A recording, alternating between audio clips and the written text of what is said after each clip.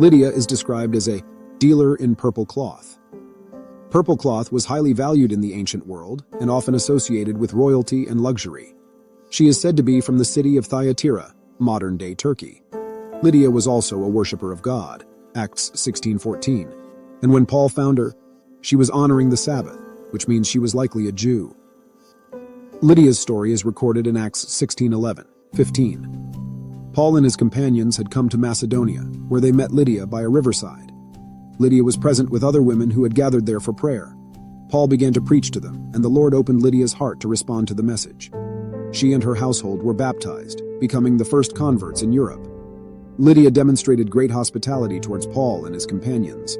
The Philippian church became an important part of early Christianity. The Bible doesn't provide extensive details about Lydia's life beyond her conversion and hospitality, but story shows how people from diverse backgrounds were drawn to Christ.